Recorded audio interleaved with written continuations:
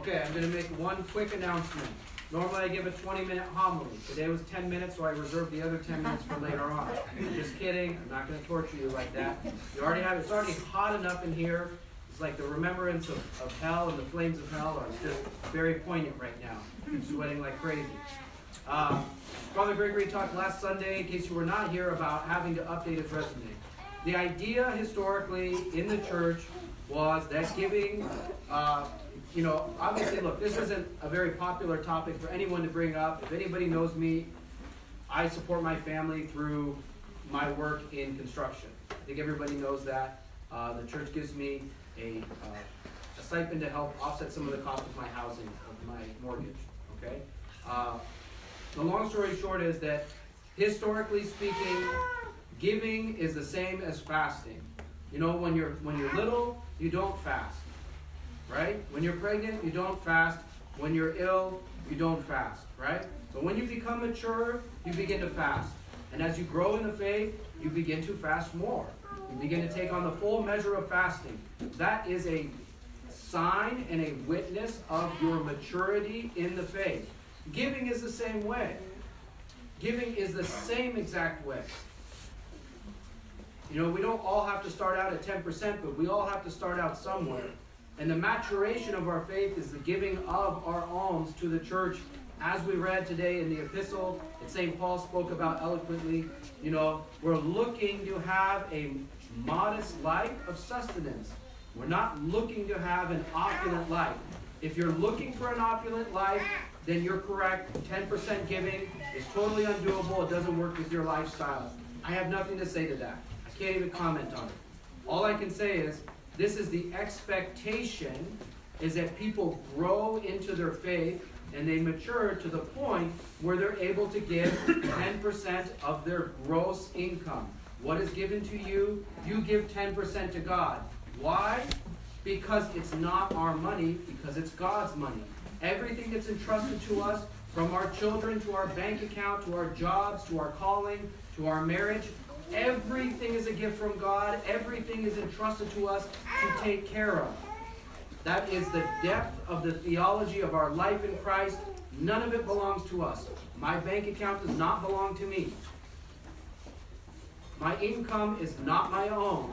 The gifts that God gave me are the gifts that He gave me. He desires for me to give in proportion to the gifts that He has entrusted to me. It's very simple. The idea historically was, for every 10 families, you would have at least one clergyman. Why? Because families need a lot of ministry. Marriages need a lot of help. People need a lot of prayer. People need a lot of attention. That's normal and natural. Right now we have one priest in Father Gregory. I'm the part-time priest and very part-time. I'm very limited. I have a family. I work a lot of hours at my normal job. We have one full-time priest to handle all of the needs of all of the families in this parish. And he's talking about updating his resume. Now we have one of two dilemmas. Either everybody is babies in the faith and they don't know how to fast in terms of money, right? Or we have another dilemma, which is that everyone's adults receiving income, receiving a fine salary, receiving enough to take care of their necessities, and they simply do not want to give back to God. That's not for me to judge. I'm not judging you. I'm not condemning anyone. I'm just speaking frankly to you. We need to have honest conversations. Every person needs to look at themselves honestly and accurately and say, am I giving in proportion to what is expected of me from God?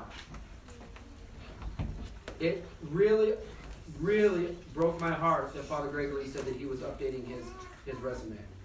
I mean, that just broke my heart. I'm like, we have enough people here. I've never walked out in the parking lot. I've only seen there's only a couple beat up cars in the parking lot. There's nobody here who has real jobs, who's got beat up cars.